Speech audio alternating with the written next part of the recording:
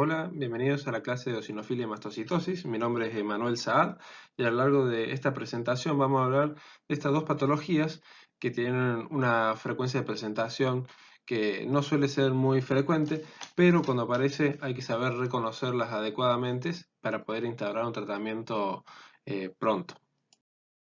Vamos a comenzar la clase hablando de los síndromes eosinofílicos. Con esto se hace referencia a un grupo heterogéneo de patologías que van a tener en común que van a presentar elevados eosinófilos en sangre, en tejidos o ambos. El valor de eosinófilos normales en sangre periférica es de menos de 500 por microlitro. Fíjense que lo importante aquí es tener en cuenta el valor absoluto, no solo el porcentaje. Por eso siempre que observan los eosinófilos, véanlos en contexto del conteo absoluto, no el porcentaje. A su vez, de acuerdo a los valores de eosinófilos, se los puede clasificar las eosinofilias en leves, que van de 500 a 1500 por microlitro, moderadas, de 1500 a 5000 por microlitro, y en este contexto ya estamos hablando de una hipereosinofilia, o eosinofilia grave cuando es de más de 500 por microlitro. Las causas de eosinofilia son múltiples. La causa más frecuente es la secundaria parásitos, principalmente helmintos, pero esto va a variar principalmente según el área geográfica en la cual nos encontremos. En países subdesarrollados, sin lugar a dudas, los helmintos son la principal causa de eosinofilia, mientras que en los países más desarrollados la atopía cumple este papel de más frecuente. Las causas de eosinofilia de esta manera las podemos dividir en tres grandes categorías, que son eosinofilias reactivas, eosinofilias asociadas a enfermedades y eosinofilias clonales o primarias. Cabe destacar que las eosinofilias reactivas son reactivas a determinados elementos que generan elevación de la misma, principalmente enfermedades alérgicas, prototipo asma, dermatitis atópica. También pueden llegar a ser secundarias a fármacos, los cuales es una de las principales causas de eosinofilia que vamos a encontrar principalmente en el medio hospitalario. También pueden ser secundarias a infecciones, por ejemplo, infecciones virales como el HIV o fúngicas, principalmente la aspergilosis, con una manifestación que es bastante característica, que es la neumonía broncopulmonar alérgica, ABA, y las infecciones parasitarias. Las infecciones, como hemos dicho, también están asociadas a otras enfermedades, como pueden ser el caso de esofagitis y gastroenteritis eosinofílica, el pénfigo apoyoso que vimos en el anterior módulo, la urticaria de uritis eosinofílica, el angioedema, también la neumonía eosinofílica, que vamos a ver en este módulo, la neumonía broncopulmonar alérgica que hemos hablado, enfermedades autoinmunes como el anteriormente denominado Churg-Strauss, la fascitis eosinofílica, entre otras más. Y eosinofilias primarias, que es aquí donde también tenemos que tener en cuenta de que la presencia de eosinofilia no es secundaria a otro elemento como una enfermedad que puede llegar a ser dentro de todo tratable y benigna o una eosinofilia reactiva, sino que puede ser secundaria a una neoplasia.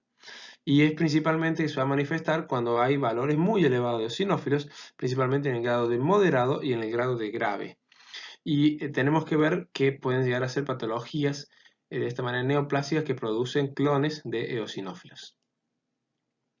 De esta manera también otro modo de clasificarlo es en trastornos alérgicos, trastornos infecciosos, trastornos neoplásicos, de los cuales pueden ser primarios clonales de los eosinófilos o también de otro tipo, por ejemplo, linfoideos o tumores sólidos, como los adenocarcinomas y los carcinomas escamosos, que también se asocian a aumento de los eosinófilos. Desórdenes inmunológicos, desórdenes eosinofílicos y misceláneas dentro de otro grupo de patologías. Asimismo, también existen cuadros de eosinofilias que son denominadas órgano-específicas, es decir, tienen una afección específica de determinadas estructuras orgánicas y no existe una manifestación tan elevada de los eosinófilos, sino que una manifestación muy importante localizada. Dentro de ellas pueden ser a nivel de piel o tejido solar subcutáneo, la dermatitis atópica es una de las más importantes y la fascitis eosinofílica otra de las mismas. También puede ser enfermedades pulmonares como la rinitis alérgica, el asma, y la rinosinusitis crónica como principales exponentes, las enfermedades gastrointestinales como hemos nombrado anteriormente, la esofagitis y la gastroenteritis eosinofílica, enfermedades neurológicas como puede ser la meningitis eosinofílica, que es muy poco frecuente, también enfermedades reumatológicas como hemos nombrado ya, el Churg-Strauss, enfermedades cardíacas como la miocarditis por hipersensibilidad, y enfermedades genitourinarias, por ejemplo, la nefritis tubulointersticiales que hemos visto en la primera unidad. Muchas de estas patologías presentan solo compromiso orgánico con niveles variables ausentes de eosinofilia y la biopsia permite llegar al posible diagnóstico. De allí la importancia de tener en cuenta lo que hablamos en la definición, que cuando hablamos de eosinofilia estamos hablando que pueden, síndromes eosinofílicos, estamos hablando de que estos están asociados con eosinofilia o aumento de eosinófilos entre determinados tejidos o ambos, pero no necesariamente tiene que haber de manera de siempre eosinófilos elevados en sangre. Para poder entender por qué se producen estos trastornos eosinofílicos y los efectos los cuales vamos a observar con sus manifestaciones clínicas, tenemos que conocer cuál es la biopatología de los trastornos eosinofílicos. Cabe destacar que los eosinófilos son leucocitos multifuncionales que son producidos en la médula ósea bajo la regulación de factor de transcripción GATA1 y de citoquinas que son principalmente la interleuquina 3, la interleuquina 5 y el factor estimulante de colonia de granulocitos monocitos. Esto es muy importante conocerlo por el hecho de que cuando existen alteraciones a este nivel de producción, principalmente a través de la GATA o de genes principalmente como el FIP1L1 y el PDGFRA, se produce una producción monoclonal excesiva de los eosinófilos. Y esta producción monoclonal excesiva puede llegar a generar a síndromes hipereosinofílicos monoclonales neoplásicos. Y cabe destacar que estos pueden llegar a ser detenidos por una molécula que ya vimos en el segundo módulo, que es el de hematología y oncología, que es el imatinib. ¿Por qué? Porque esto actuaría como una JAK quinasa y el imatinib ya han visto que es un inhibidor de la JAK quinasa, entonces permitiría detener el cuadro neoplásico clonal que está generándose. Al mismo tiempo, cuando existe la GATA1 acción esta, se permite la formación de los eosinófilos. Pero son justamente estas interleuquinas 5, 3 y el factor estimulante de colonia de granulocitos monocitos el que van a permitir la terminal maduración de lo que es el eosinófilo en la médula ósea. Asimismo, en la primera unidad de este módulo de alergia hemos hablado de que los eosinófilos son regulados por los linfocitos T helper 2. Estos van a permitir la activación importante de los eosinófilos. Una vez que los eosinófilos se activan, estos van a producir liberación de los gránulos que tienen preformados. Estos gránulos van a tener múltiples sustancias, entre las cuales se destacan las proteínas básicas principales que son de actividad frente al músculo liso, de acción muscarínica, provocando constricción. Esto se va a ver ejemplificado a nivel del epitelio respiratorio, por ejemplo, a través de broncoconstricción, provocando la degranulación de los mastocitos que intervenían en la reacción de hipersensibilidad tipo 1. También va a producir una proteína catiónica de los eosinófilos que tiene una función muy importante antiviral y ribonucleasa, la neurotoxina derivada de los eosinófilos también con acción antiviral y ribonucleasa, el peróxido de eosinófilos que va a provocar lesión tisular en el lugar donde se encuentran, y los leucotrinos que van a aumentar la permeabilidad, mucosidad y contractibilidad del músculo liso. Aquí podemos observar el esquema de los eosinófilos, en el cual vemos el aspecto nuclear, que es bastante característico y lobulado, y todos los gránulos preformados que se encuentran en el interior del citoplasma. Cabe destacar que recalcamos el concepto importante de que para hacer el diagnóstico de los síndromes eosinofílicos es importante el conteo absoluto de eosinófilos, no los porcentajes. Recordemos, conteo absoluto. A su vez, hay que saber que el conteo absoluto puede no predecir exactamente el daño orgánico. Ya hemos visto que hay patologías que tienen mayor afección en los tejidos sin tener eosinofilias bastante importante, como puede ser Sturge-Strauss, con afección miocárdica bastante importante y sin tener eosinofilia marcada. Pero sin embargo, cuando le existen más de 1500 eosinófilos en sangre, generalmente los cuadros son mucho más severos y valores de más de 1500 eosinófilos por microlitro deben evaluarse para síndrome hipereosinofílico siempre. Es decir, entonces, si puede existir manifestaciones severas sin eosinófilos elevados en sangre, pero generalmente cuando los eosinófilos están elevados en sangre, se encuentran asociados a cuadros de mayor gravedad. Por ello, hay que evaluar los síndromes hipereosinofílicos en este contexto. Existen tres situaciones las cuales requieren un manejo de urgencia de los pacientes para su evaluación. Cabe destacar que estos tres escenarios son los siguientes. Uno, enfermedad aguda o elevación de los valores de eosinófilos mayor a 5.000 por microlitros. En este contexto se requiere una hospitalización para el manejo de las emergencias médicas mientras se estudia la causa. Y van a constituir emergencias la inestabilidad hemodinámica, el severo compromiso respiratorio, el delirio, el síndrome de Dress, que es un síndrome sistémico con eosinofilia relacionado a drogas, coma, la mononeuritis múltiple y los conteos de más de 5.000 por microlitro. Otra situación de urgencia puede llegar a ser cuando son sintomáticos pero clínicamente estables. En este contexto, cuando tienen más de 5.000 eosinófilos por microlitros, o un rápido ascenso, debe evaluarse prontamente los pacientes. Y si el paciente se encuentra asintomático o incidental, constituirá una urgencia presencia de eosinofilia mayor o igual a 1.500 por microlitros, en el cual hay que siempre, como dijimos anteriormente, cuando tenemos más de 1.500 por microlitro, valorar la posibilidad que existe un síndrome hipereosinofílico. Si no es diagnóstico, repetir el laboratorio en 1 a 2 semanas. Mientras que si los eosinófilos son menores a 1.500 por microlitro, repetir al mes, siempre que no haya signos de daño orgánico, historia de viaje o residencia en sitio endémico de helmintos o malignidad. Ahora vamos a hablar de cómo abordar la evaluación diagnóstica de los pacientes que tienen eosinofilia. Uno de los primeros elementos es poder llegar a conocer los antecedentes que tiene el paciente, conocer los antecedentes o síntomas que sean compatibles con la presencia de asma, de atopía, de enfermedades reumatológicas, de infecciones principalmente de índole viral e índole bacteriano, antecedentes de malignidad, exposición a fármacos, exposición a determinados elementos nutricionales o dietarios, la historia familiar de eosinofilia para hablar la posibilidad de que se encuentre tratando de una patología monoclonal neoplásica hereditaria y demás. De esta manera luego tendremos que valorar cuáles son las manifestaciones que tiene el paciente. Pueden ser manifestaciones cutáneas como pueden ser el eczema, prurito, urticaria, angioedema, rash, úlceras.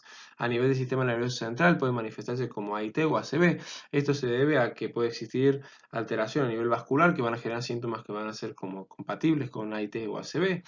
Cambios de comportamiento, la confusión, pérdida de la memoria, alteraciones visuales. A nivel cardíaco puede llegar a generar compromiso del miocardio, generando de esta manera disnea, precordalgia, palpitaciones, insuficiencia cardíaca. A nivel respiratorio, síntomas rinosinusales, como las sibilancias, tos y congestión torácica. Síntomas constitucionales, que son más inespecíficos, pero nos pueden llegar a hablar de un mayor compromiso y principalmente patologías neoplásicas, como puede ser la fiebre, la sudoración nocturna, la pérdida de peso, la fatiga, síndromes gastrointestinales, como pérdida de peso también, dolor abdominal, disfagia, náuseas, vómitos, dispepsia y alteraciones de la materia fecal.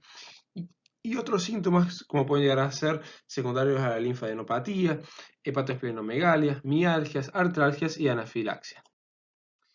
Entre los medicamentos que pueden llegar a provocar la eosinofilia existe un vasto número de los mismos. Cabe destacar que generalmente están asociadas a otros elementos que nos pueden llegar a orientar más. Por ejemplo, las penicilinas y las cefalosporinas generalmente pueden cursar con eosinofilia si tienen otros síntomas. También pueden llegar a existir los factores estimulantes de colonias de granulocitos y monocitos, que son muy utilizados en el medio hospitalario, principalmente en pacientes con neoplasias hematológicas, cuando se encuentran neutropénicos. En estos casos se utilizan las drogas estas que son denominadas filgrastim, principalmente para elevar el número de neutrófilos. Estos están asociados a su vez a edema de tejidos blandos. Los AINES pueden asociarse además de la eosinofilia a infiltrados pulmonares. Las penicilinas, la cefalosporina y los AINES también se pueden asociar a nefritis intersticial. La ranitidina, desarrollo de miocarditis. También las tetraciclinas y penicilinas a hepatitis. El allopurinol y las fenitoínas se asocian a vasculitis por hipersensibilidad muy características. El AINES también a gastroenterocolitis. La aspirina también puede asociarse a desarrollo de asma, que es una relación bastante conocida. Aspirina con asma y pólipos nasales y eosinofilia y demás. Y luego aquí se encuentra el DRESS, que hablamos anteriormente, que es una patología que tiene una frecuencia bastante importante. Siempre durante los años se ven varios episodios de DRESS, la cual hace referencia a una patología en la cual se administran ciertas drogas, las cuales las más asociadas son la sulfasalacina, la fenitoína, la carbamazepina, el allopurinol, principalmente, hidroclorotiazina, ciclosporina, y estas drogas van a generar en un paciente fiebre, la aparición de lesiones en piel y eosinofilia. Por eso se llama síndrome sistémico asociado a drogas que tiene eosinofilia. Alimentos que pueden llegar a producirlo, encontramos pescados, los mariscos, también vegetales, también encontramos los chacinados, principalmente los alimentos que son crudos o poco cocidos, porque aquí se pueden encontrar en todos estos elementos algunos gérmenes que pueden llegar a provocar la eosinofilia, como puede ser la triquinela, la toxocara y el Paragononeus. También la exposición laboral, porque esto en los mineros están asociados a exposición a estrongiloidosis, en los mataderos asociados a la exposición a ascaris y las actividades en río viaje a la esquistosomiasis. Y también la historia familiar, como hemos dicho anteriormente, es muy importante para valorar la posibilidad de existencia de síndromes familiares hipereosinofílicos, pero es muy poco frecuente. Generalmente se tratan de las otras causas, fármacos, alimentos y las patologías. En el examen físico, cabe destacar que hay que realizar un examen completo de la piel, porque ya hemos dicho que es uno de los principales órganos diana donde vamos a encontrarlo. La linfadenopatía se encuentra asociada bastante frecuentemente, el síndrome de Drest está asociado también a la linfadenopatía, la presencia de patología neoplásica también está asociada a la presencia de linfadenopatía, la hepatosplenomegalia, los signos de rinosinusitis por la cuestión alérgica atópica y la sibilancia por el mismo motivo. Dentro del laboratorio es muy importante tener un hemograma con plaquetas, el cual hay que repetirlo para cerciorarnos que los valores eosinófilos son realmente los adecuados. Es muy importante contar con un frótil para poder detectar de esta manera formas aberrantes, neoplasias. No hace falta únicamente el conteo de un dispositivo que hace un conteo automático de los eosinófilos, sino que tenemos que ver el frotis, porque las formas anormales ya nos orientarán hacia una patología neoplásica.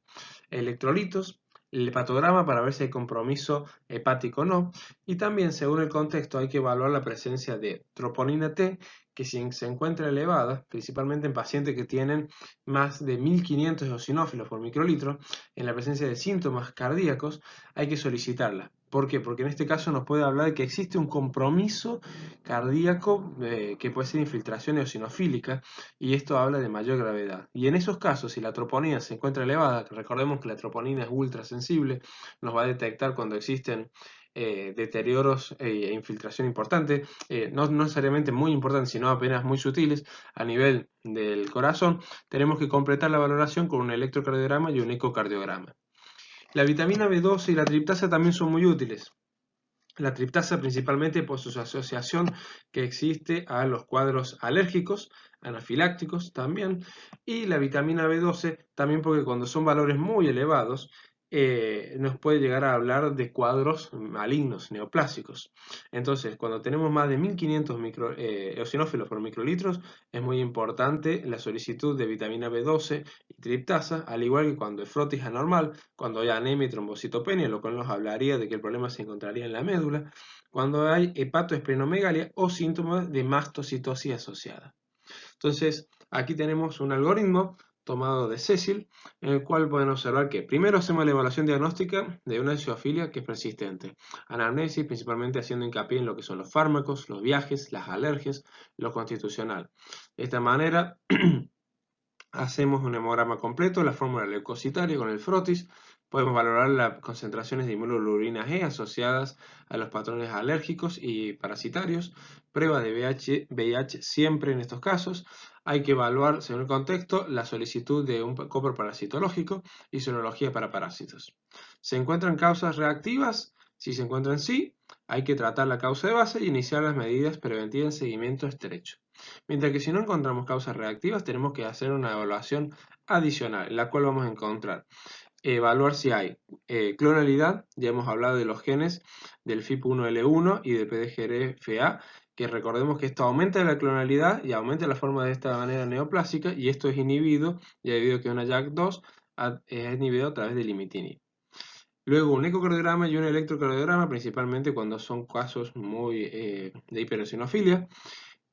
También tenemos que pedir una tomografía de abdomen y torácica en la búsqueda de una posible patología neoplásica, en la búsqueda de de ganglios principalmente, hepatomegalia, esplenomegalia, una médula ósea, incluida la citogenética, biopsia tisular, vitamina B12 y triptasa sérica. Entonces, en base a eso, nosotros vemos la presencia de existencia del gen, este o no. Si está el gen, hablamos de que una leucemia eosinofílica crónica, mientras que el gen de fusión, este, se encuentra negativo, tenemos que evaluar. Si hay clonalidad, igualmente tenemos este cuadro de leucemia eosinofílica crónica, mientras que en ausencia de evidencia de clonalidad, tenemos que evaluar la posibilidad de un síndrome hipereosinofílico idiopático. Y ahí tenemos que ver de controlar las lesiones en los órganos terminales. Los escenarios clínicos de esta manera planteados van a ser los siguientes. Sospecha de enfermedad hematológica por manifestaciones proteiformes inespecíficas, se debe considerar siempre que no se puede explicar el origen de la eosinofilia. Entonces, en este caso, sospechamos que el origen de la hipereosinofilia es una enfermedad hematológica. Los aspectos que más lo van a apoyar es cuando ustedes van a tener eosinófilos de más de 1500 por microlitros, eosinófilos displásicos o blastos en el frote que puedan llegar a observar de sangre, cuando a su vez tenemos linfocitosis de más de 4000 por microlitro, cuando estamos asociados a otras alteraciones de las líneas celulares, por ejemplo anemia, policitemia, trombocitopenia, la B12 y triptasas que están muy elevados, la presencia de linfadenopatías que no las podemos explicar de otra manera, o la presencia de esplenomegalia o síndromes constitucionales, y resistencia de la eosinofilia de los glucocorticoides. En presencia de todas estas características, tenemos que pensar que el paciente lo que tiene es una enfermedad hematológica. Mientras que otros cuadros de patologías neoplásicas que podemos llegar a pensar son el síndrome de hipereosinofílico primario, que ya hemos dicho, de la asociación que existe de este gen, del FIP1L1, y la asociación que tiene al PDGFRA. Y recordemos que esta es una mutación de NAYAC2 y por eso es inhibido también por el imitinib, que ya hemos visto en la LMC.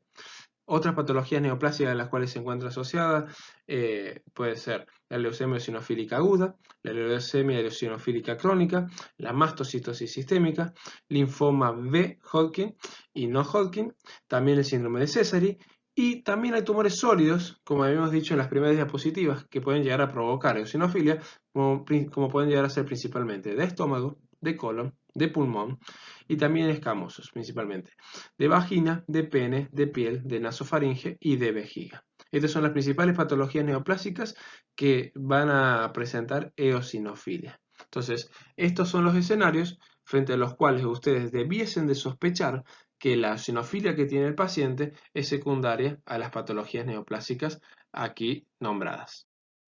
Por otro lado, vamos a sospechar que existe una eosinofilia secundaria a fármaco cuando tenemos una eosinofilia aislada, cuando tenemos un síndrome de Dress, que ya hemos hablado anteriormente del mismo. Aquí pueden observar las lesiones que pueden llegar a provocar a nivel de la piel, que pueden ser múltiples.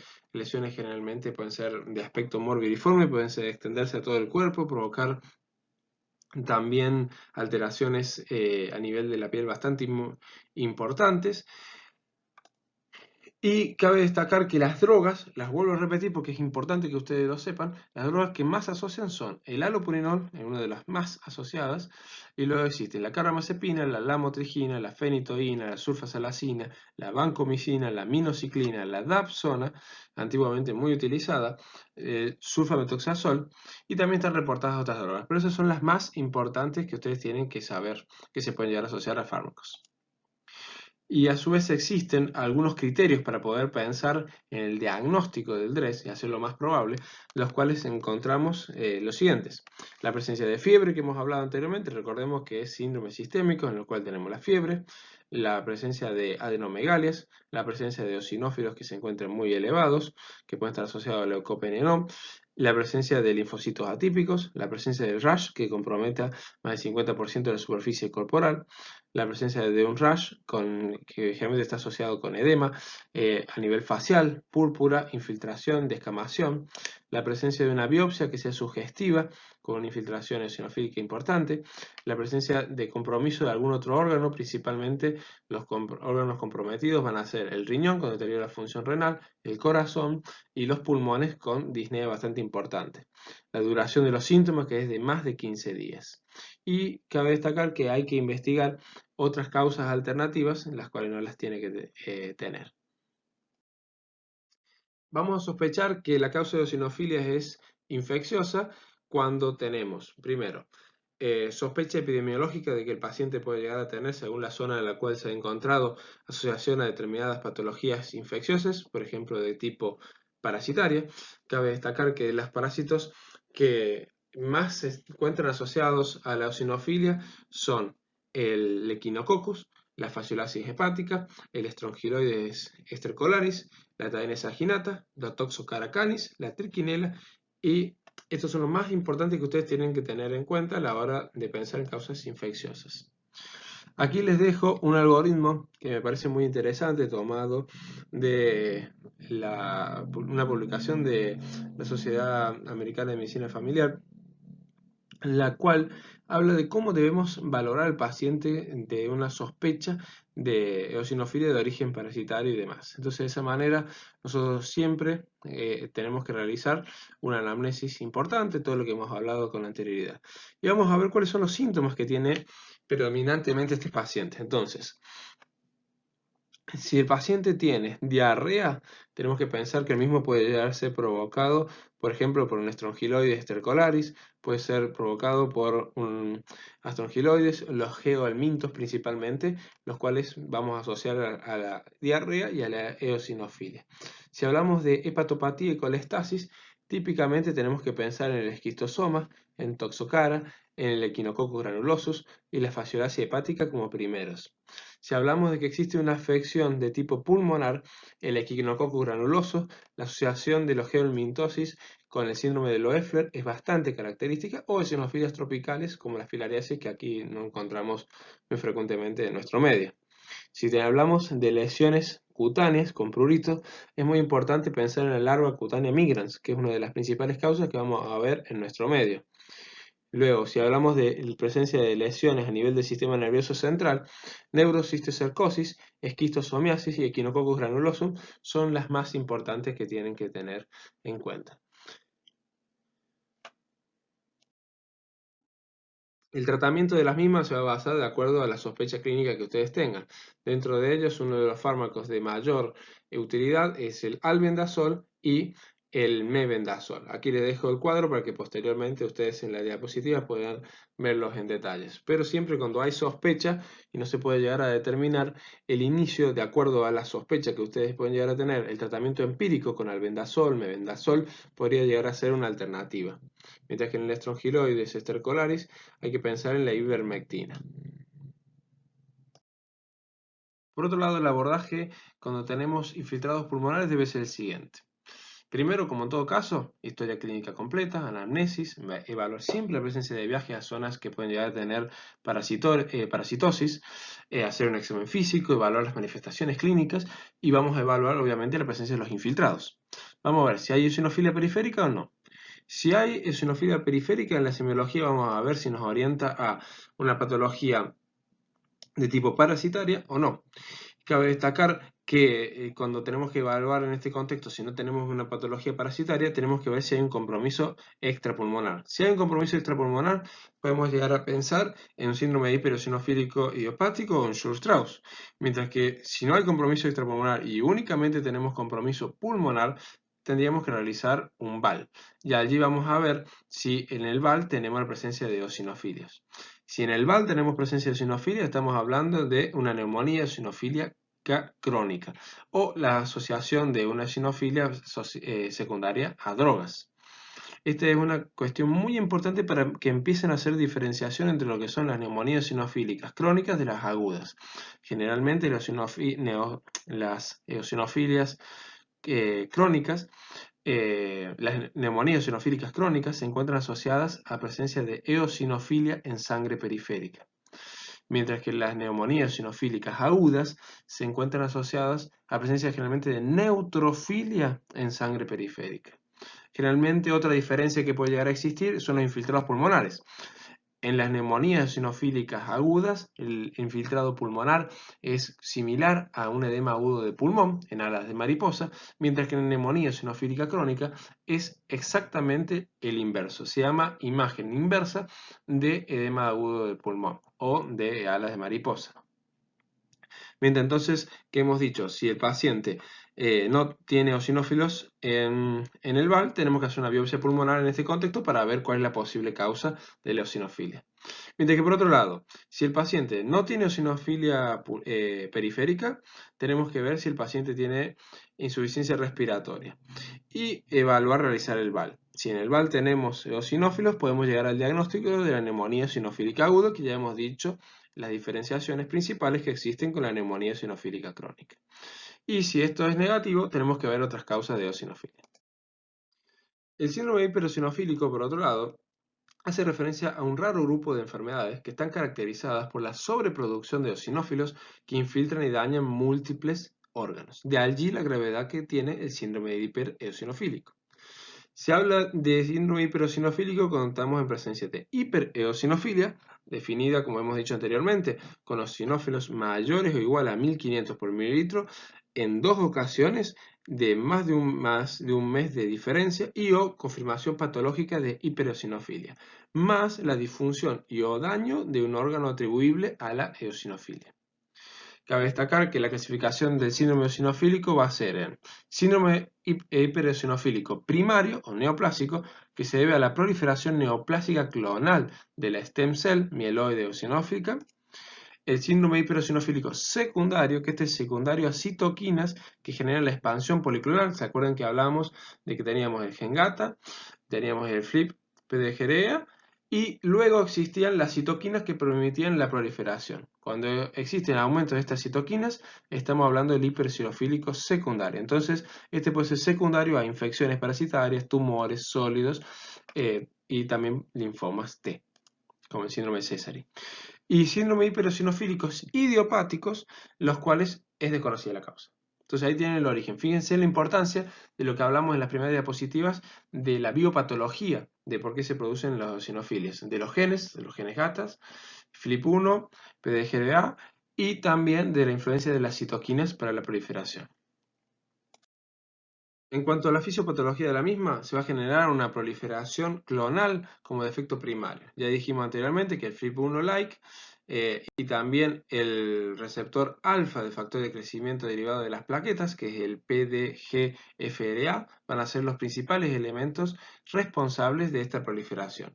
Y también una sobreproducción de interleuquina 5, que tiene la función de ser eosinófilo poietica. Entonces se aumenta la producción. Principalmente sobre el tipo primario actúa este nivel y también en el secundario también puede estar relacionado a la sobreproducción de la interleuquina 5. Entonces de esta manera, al aumentarse esta producción, va a generar múltiples manifestaciones clínicas que ya hemos hablado con anterioridad. Aquí podemos llegar a ver manifestado como la influencia de primero en la zona de la médula con la proliferación clonal que puede llegar a ser asociada con las genes de fusión, y la interleuquina 5 aumenta la producción y diferenciación por la función de eosinófilo poietica. Existen fármacos que actúan anti función de la interleuquina 5, entonces sería una alternativa para poder frenarlo. Al igual que ya hablamos que el imatinib permitía frenar a nivel de los genes del FLIP1 y PDGFA, mientras que existen otras alternativas como son los corticoides. Los corticoides son aquellos que van a actuar muy rápidamente, son además por su valor y su precio y por su funcionalidad, son elementos muy importantes en el tratamiento de la eosinofilia, justamente porque van a permitir que no se activen dentro de uno de los mecanismos las linfocitos T helper 2 y igualmente van a provocar la apoptosis de los eosinófilos. Por eso la función tan importante de los corticoides cuando existe una hipereosinofilia.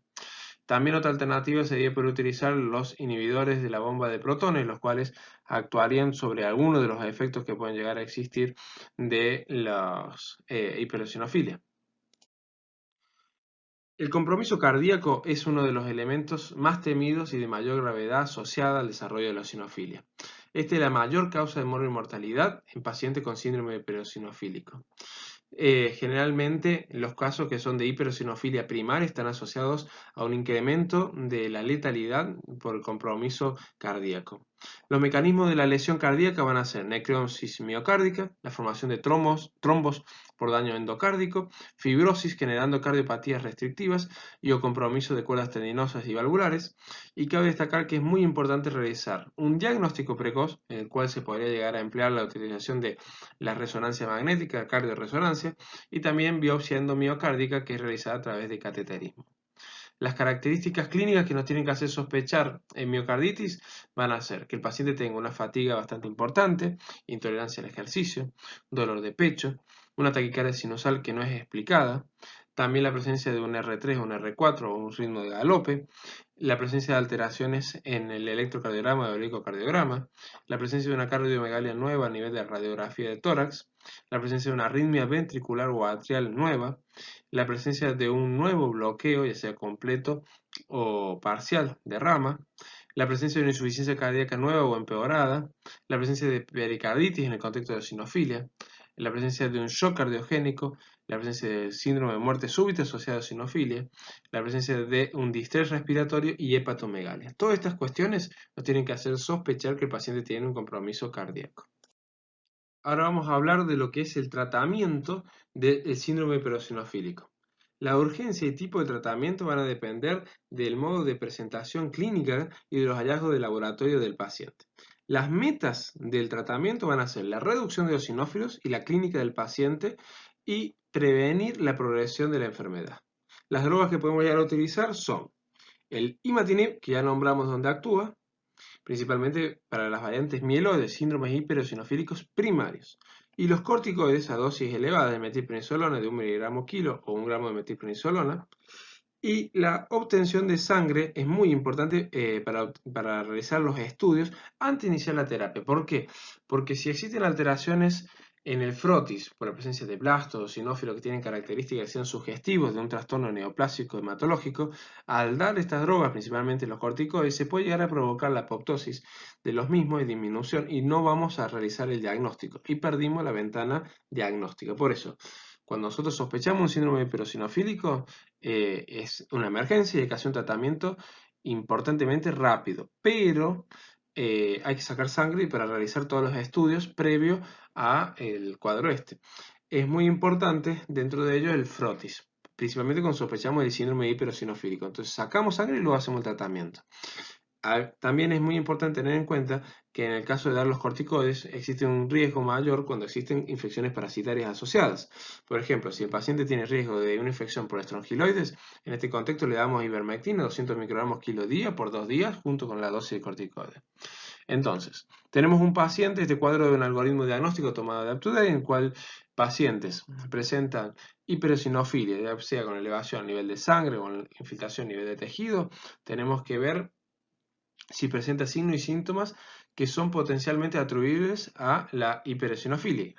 Entonces, de esa manera, si tenemos que sí, tenemos que ver que son indicaciones de tratamiento inmediato. La presencia de valores de eosinófilos muy elevados en sangre periférica, por ejemplo, de más de 100.000 células por microlitro, la presencia de signos o síntomas de leucostasis, la presencia de signos o síntomas del laboratorio de hallazgo potencialmente de enfermedades que podrían llegar a matar al paciente, poner en riesgo su vida.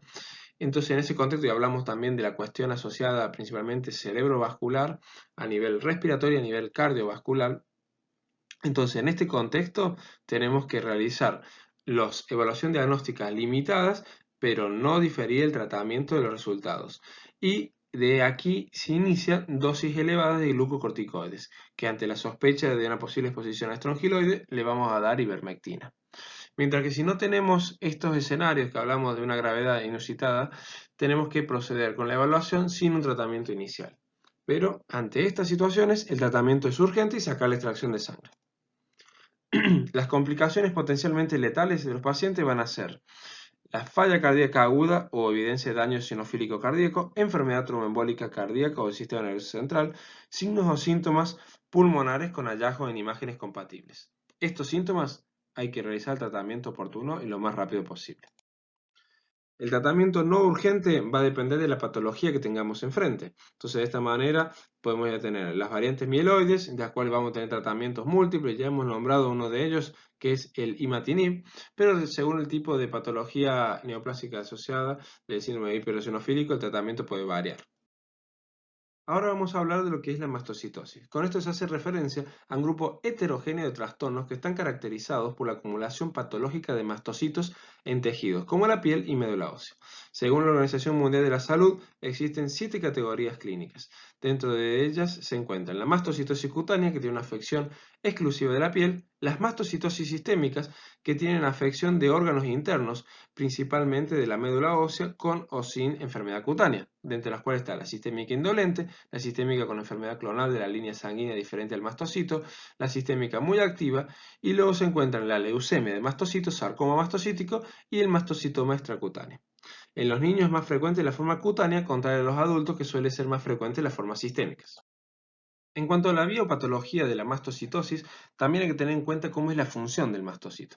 Cabe destacar que este es un elemento el cual ya hemos dicho que puede estar circulando en sangre o estar en los tejidos, principalmente en contacto con la primera línea de defensa que tiene el organismo, que va a actuar tanto en la reacción de hipersensibilidad tipo 1. Cabe destacar que el mastocito tiene múltiples gránulos en su interior y el mastocito va a ser activado por distintos tipos de agentes. Pueden ser activados a través de interleuquinas, puede ser activado a través de distintos antígenos, los basófilos cuando se van activando pueden llegar a provocar la activación del mastocito, los linfocitos T y demás. Cuando es activado este mastocito, va a producir una degranulación característica, permitiendo la salida de todos los gránulos ya preformados en el mismo, dentro de los cuales van a estar principalmente la histamina, las proteasas y las citoquinas. A su vez, esta degranulación con las interleuquinas va a permitir el reclutamiento de eosinófilos y de neutrófilos que van a producir más mediadores inflamatorios y van a provocar de esta manera, en este contexto, una respuesta temprana. Mientras que también por estas citoquinas, quimiosinas y estaminas va a permitir mayor activación de los linfocitos T, va a permitir la constricción bronquial y también de esta manera lesión a nivel de la tejido muscular liso y la matriz, y también van a provocar dolor, que esta es la respuesta más tardía. Esta sería la biopatología del mastocito en manera normal. Cabe destacar que en la mastocitosis va a existir una acumulación de estos mastocitos en los tejidos asociado a un aumento de la expresión de todas estas manifestaciones cuando se activa. Su acumulación puede ser secundaria a un defecto en la apoptosis en lugar de una proliferación descontrolada del mastocito. Y cuando hablamos de las mastocitosis sistémicas, se asocia a una mutación con ganancia del gen KIT en la célula hematopoyética, la cual conduce a una expresión clonal y permite su crecimiento y proliferación. Cabe destacar que las sustancias que produce el mastocito encontramos, para recordar, entonces, la histamina, que sus principales manifestaciones van a ser el prurito, la urticaria, la hipersecreción, la broncoconstricción y el aumento de la permeabilidad vascular. La heparina, la cual es un anticoagulante local, puede llegar a provocar osteoporosis y osteopenia, que son manifestaciones frecuentes de la mastocitosis de largo tiempo. Proteasas, que principalmente van a provocar la destrucción del tejido.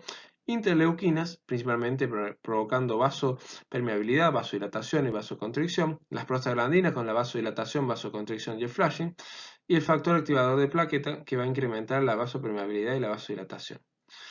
Luego existen también otras citocinas, las cuales van a permitir la activación de otras células, principalmente de linfocitos B y demás. Y cabe destacar que dentro de las sustancias que pueden llegar a provocar efectos de aumento de la granulación de los mastocitos, encontramos picaduras de insectos, principalmente himenópteros, como son las abejas, también tenemos pez globo, tenemos las serpientes. Luego drogas, los cuales principalmente tenemos los narcóticos, como el caso de la morfina, que son muy utilizados, los materiales de contraste, como es el caso del yodo, la aspirina, los relajantes musculares y también algunos antibióticos como es la vancomicina. De esta manera es que se produce el famoso síndrome del hombre rojo, cuando la vancomicina es administrada de manera muy rápida. Los cambios en la temperatura, por ejemplo, la presencia de aumento de la temperatura es muy importante o disminución de las mismas es muy importante. También pueden ser por mecanismos irritativos como masaje, fricción, muchas veces se pueden manifestar en el caso de luego del secado, luego que se bañan con temperatura, que a veces aumenta la temperatura corporal y se secan con la fricción, se manifiestan estas mastocitosis cutáneas. También procedimientos invasivos como pueden ser cirugías, biopsias, vamos a manifestarlo ahí. Y también otras sustancias como pueden ser el estrés emocional, el ejercicio, el consumo de alcohol y otro tipo de cuadros como puede ser la fiebre. Entonces, cuando nosotros tenemos un paciente que tiene manifestaciones que ya hemos nombrado asociadas a una mastocitosis y tenemos que preguntar si tuvo alguno de los eventos nombrados aquí como posibles triggers desencadenantes del cuadro de liberación de las sustancias preformadas en los mastocitos. Dentro de las principales manifestaciones clínicas de la mastocitosis vamos a encontrar las manifestaciones a nivel de la piel, entre las cuales podemos encontrar desde simples flushing y prurito, frente a los triggers que hemos nombrado anteriormente, luego también la urticaria pigmentosa, que puede llegar a manifestarse, la presencia de lesiones nodulares o de placas, erupciones bullosas, como las podemos observar en esta imagen, compromiso difuso a nivel de la piel. También podemos llegar a encontrar mastocitomas que están localizados o mastocitomas, manifestaciones en forma de telangiectasias a nivel de la piel. Como verán, las manifestaciones son muy proteiformes. A nivel gastrointestinal, los efectos que van a provocar la liberación de todas estas sustancias principalmente se van a basar en náuseas, vómitos, diarrea, acidez, úlceras gastroduodenales, dolor abdominal crónico, elevación de transaminasas e hipertensión portal. A nivel musculoesquelético, pueden llegar a provocar síndromes similares a lo de la fibromialgia, osteoporosis por el efecto de la histamina que hemos nombrado y fracturas patológicas. A nivel cardiovascular, episodios de vasodilatación, el típico flushing, la taquicardia, la hipotensión.